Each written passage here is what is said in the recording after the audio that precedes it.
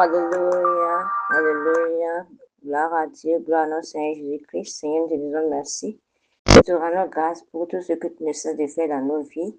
Merci pour ton amour, pour ta main puissante, pour tes bontés, ta miséricorde, tes faveurs, Seigneur Jésus-Christ. À toi la gloire, à toi l'honneur, à toi la magnificence au plus haut des cieux. Seigneur, nous nous inclinons vers toi avec ton trône de grâce ce matin, Seigneur. Enlève le faux qui est en nous. Restaure-nous, Seigneur Jésus-Christ.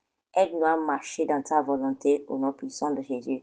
Saint-Esprit de Dieu, Esprit de vérité, viens prendre le contrôle de toutes choses. Nous voulons rien faire sans toi ce matin. Viens régner au milieu de nous. Au nom puissant de Jésus-Christ, nous avons adoré le Seigneur. Shalom, frères et sœurs, je nous salue ce matin dans le beau précieux nom de notre Seigneur Jésus-Christ. Alors, ouvrons nos Bibles dans le livre de 1er Thessaloniciens 5, verset 19, qui dit ceci. N'éteignez pas l'esprit. N'éteignez pas l'esprit. Pour ceux qui ont raté la dévotion hier nous avons parlé des actions de grâce. La Bible nous ordonne de rendre grâce en toutes circonstances, car telle est la volonté de Dieu en Jésus-Christ à notre égard. C'est très important de reconnaître l'importance des actions de grâce. Dans tout ce qu'on traverse, peu importe les moments, que ce soit bon ou mauvais, on doit toujours rendre grâce au Seigneur. Gloire à Dieu. Et ce matin, par la grâce de Dieu, le Seigneur nous exhorte à faire quoi? À ne pas éteindre l'esprit. L'esprit de Dieu qui est en nous, à ne pas éteindre le feu de l'esprit. Est-ce que c'est possible? Est-ce qu'on peut éteindre l'esprit qui est en nous? C'est possible. Parce qu'on doit savoir une chose. Avant tout, l'Esprit Saint, ce n'est pas une colombe, ce n'est pas le feu, mais ce n'est pas le vent tel qu'on le prétend.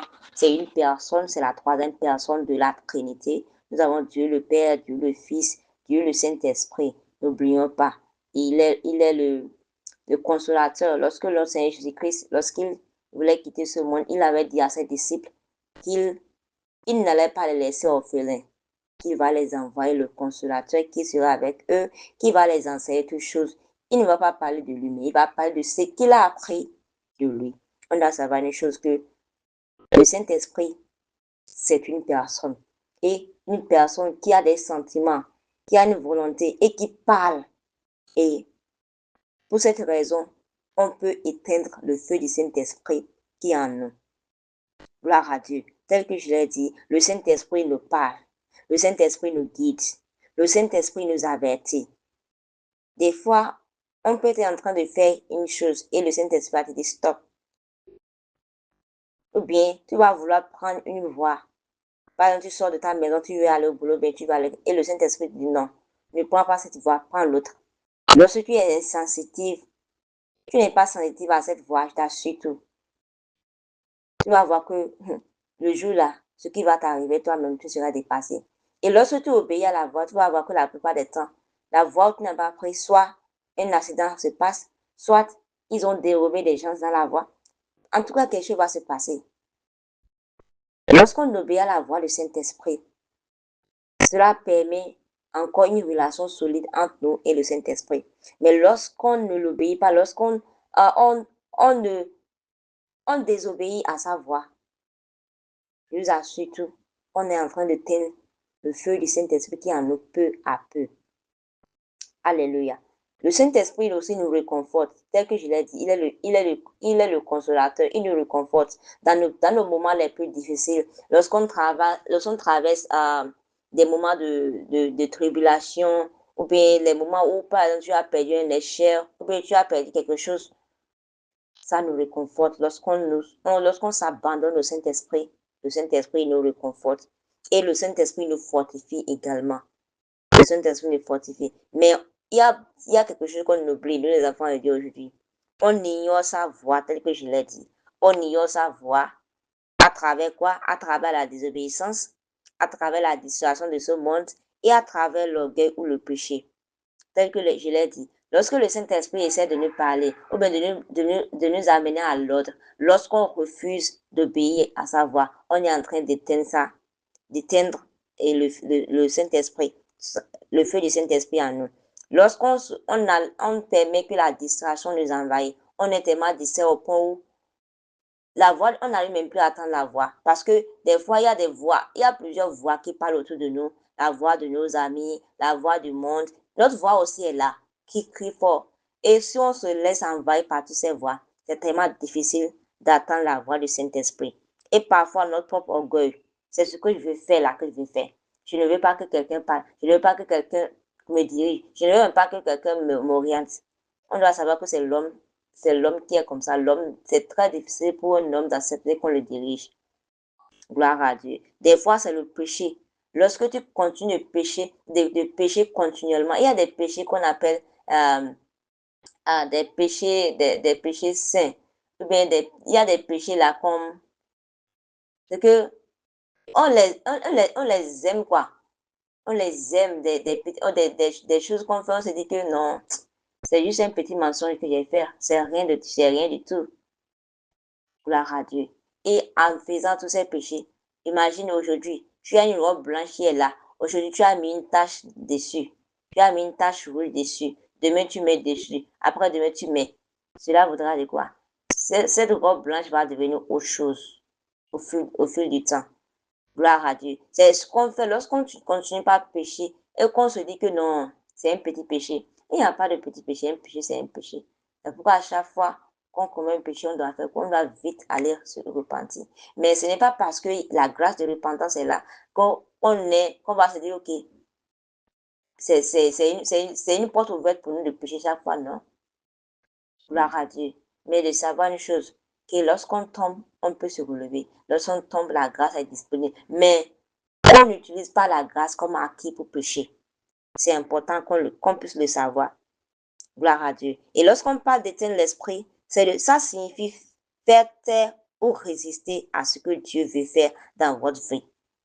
Faire taire ou résister à ce que Dieu veut faire dans votre vie. On doit le savoir une chose. Lorsqu'on parle de l'Esprit de Dieu, de l'Esprit Saint. L'Esprit Saint, c'est quoi? C'est l'Esprit de Dieu. C'est l'Esprit de Dieu. Et l'Esprit de Dieu, il connaît la volonté de Dieu pour nous. Imaginez un peu, lorsqu'on refuse d'écouter la voix de l'Esprit, ça dit quoi? On refuse d'écouter aussi la voix de Dieu. Et si on refuse d'écouter la voix de Dieu, cela voudra dire quoi? On refuse d'obéir à la volonté de Dieu. Et quiconque refuse d'obéir à la volonté de Dieu va obéir soit à la voix de sa propre chair ou bien à la voix du diable. Et lorsque tu te laisses conduire par le diable, ta vie sera comment? Catastrophique. Je prie que notre vie ne sera pas catastrophique au nom puissant de Jésus-Christ. Alors c'est important de faire quoi? En tant qu'enfant de Dieu, pour ne pas, pour ne pas éteindre le feu du Saint-Esprit en nous, on doit plus être attentif. On doit être plus attentif à la voix du Saint-Esprit. Lorsque l'Esprit nous dit de prier, on doit prier. Lorsque l'Esprit nous dit de pardonner, on doit pardonner. Est-ce que c'est facile? Non. Même si ce n'est pas facile. Le Saint-Esprit, quand il nous dit pardonne à cette personne, c'est vrai, la personne va faire du mal. C'est vrai, ça te fait mal. Mais j'ai l'air de dire une chose. Quand tu pardonnes une personne, tu t'assures que ce n'est pas pour la personne. Tu le fais pour toi-même. Parce que ça te permet de te libérer. Et non pas seulement ça, tu as un bon thème avec Dieu. Parce que la Bible déclare que si nous refusons de pardonner, notre Père Céleste ne va pas nous pardonner. Et en dehors de cela, toi-même, lorsque tu refuses de pardonner, tu te mets dans une prison. Tu emprisonnes l'autre et toi-même, tu es dans la même prison. Et c'est toi qui détiens la clé. Donc pour cela, lorsque le Saint-Esprit nous dit de pardonner, il faut pardonner. Parce que lorsqu'on refuse de pardonner encore, je vous assure, même pour entendre la voix du Saint-Esprit, ça sera très difficile. Lorsqu'il nous dit d'attendre, il est important qu'on ne puissions attendre. Lorsqu'il nous dit d'agir, on doit obéir. Alors, plus on est attentif à l'Esprit de Dieu, plus sa volonté nous apparaît clairement. La plupart d'entre nous, on se plaint chaque jour. Je ne sais même pas comment, je ne sais pas reconnaître la volonté de Dieu, je ne sais pas entendre la volonté de Dieu, ou bien je n'arrive pas à entendre la voix de Dieu. David déclare que mes brebis entendent ma voix et viennent à moi. Lorsque tu as une brebis de Dieu, parce qu'il y a une chose, une brebis, toi qui es une brebis de Dieu, tu es attentif à sa voix. Tu es attentif de sa voix. Même de loin, tu peux reconnaître la voix de ton berger. Lorsque tu es une brebis du Seigneur, tu peux entendre même de loin sa voix. Tu peux arriver à différencier entre la voix de ton berger et la voix d'un loup ravisseur. Gloire à Dieu. Si seulement si tu es attentif. Parce que tant que tu n'es pas attentif, tant que tu es distrait par les choses de ce monde, je t'assure tout. Il n'y a rien que tu puisses faire Il n'y a rien que tu puisses faire. Tu ne vas jamais entendre sa voix, mais tu ne vas jamais reconnaître sa voix. Tu vas te laisser distraire par les voix étrangères.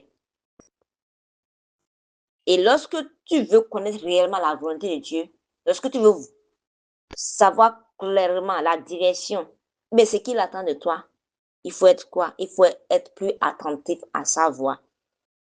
Il faut être plus attentif à l'Esprit de Dieu. Ne laisse pas l'amertume, les distractions du monde ou l'entêtement bloquer la présence de Dieu dans ta vie. C'est important. Des fois, lorsqu'on traverse des situations difficiles, bien lorsqu'on traverse des choses qui nous dépassent, on se laisse diriger par ces choses et on devient autre chose.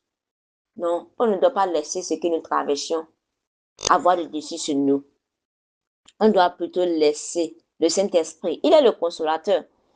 C'est pourquoi quand quelqu'un paie une personne chère, mais quand c'est que l'homme en soi ne peut pas consoler. C'est l'esprit qui console. L'esprit qui peut fortifier une personne. C'est l'esprit qui peut transformer, changer, apaiser la personne. Gloire à Dieu. Alors ne laisse pas toutes ces choses-là bloquer la présence de Dieu en nous. Parce que sans la présence de Dieu, on ne peut rien faire. Je vous assure tout. Si jamais tu pars quelque part où il n'y a pas la présence de Dieu, je t'assure tout. Tu es comme envoyé dans la fosse au lion. Je vous assure tout. C'est pourquoi à chaque fois dans l'Ancien Testament, Moïse a l'habitude de dire quoi que Seigneur, je n'irai pas là où il n'y a pas ta présence. Seigneur, moi, je n'irai pas là où il n'y a pas ta présence. Parce que là, il n'y a pas la présence de Dieu. C'est que vous êtes vulnérable. Vous êtes livré à vous-même aux attaques de l'ennemi. Gloire à Dieu. Cette grâce que nous avons aujourd'hui, où le Saint-Esprit est avec nous, et on peut avoir la présence de Dieu, on peut transporter la présence de Dieu partout où on est. En ce moment, dans l'Ancien Testament, ils n'ont pas cette grâce-là parce que en ce moment, l'Esprit s'est descendu sur une personne. Après avoir opéré, il repart encore. Mais cette fois-ci, à l'heure actuelle, nous avons la grâce et le Saint-Esprit est là, et le Saint-Esprit est en nous. Lorsque déjà nous avons donné notre vie à Jésus-Christ, on doit savoir une chose. Il y a la marque, le sceau du Saint-Esprit qui est déjà en nous. Maintenant, ça dépend de la relation maintenant que nous avons avec le Saint-Esprit. C'est dépendamment de cela que cet esprit va soit fleurir ou bien faner. Si on entretient une relation saine avec le Saint-Esprit, ça va fleurir. Mais si jamais on refuse d'obéir à sa voix, on fait à notre tête, ça va faire quoi? Ça va faner, comme une fleur qui n'a pas obtenu de l'eau. Gloire à Dieu. On doit faire très très attention. Alors ce matin, le Seigneur nous appelle. Il nous appelle tous ce matin. Je ne sais pas par quoi tu passes. Quelles sont les choses qui t'ont amené à désobéir à la voix du Saint-Esprit? Ou bien qu'est-ce qui a amené cette distraction? Mais qu'est-ce qui t'empêche à avoir une relation saine avec le Saint-Esprit? Peu importe ce que c'est, le Saint-Esprit dit que tu peux revenir encore. Tant que tu es encore en vie, la grâce est encore disponible. C'est ceux qui sont morts qui n'ont plus d'espoir. Mais pour nous qui sommes vivants, il faut savoir une chose, la grâce est toujours disponible. Lorsque tu es prêt, oui, il est là. Il est là à bras ouverts. Gloire à Dieu. Alors ce matin, il nous appelle encore, il dit, faites place au Saint-Esprit. En faisant quoi? En l'écoutant attentivement, en l'obéissant sans tarder. Lorsqu'il te demande de faire une chose, ne te dis pas que je vais attendre demain ou bien après-demain.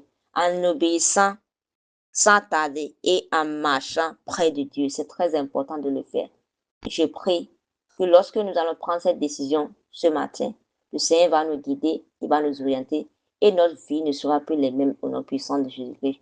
Alors Seigneur Jésus, nous te disons merci. Merci pour tout ce que tu nous essaies de faire dans nos vies. Merci pour ta miséricorde. Merci pour ta main puissante.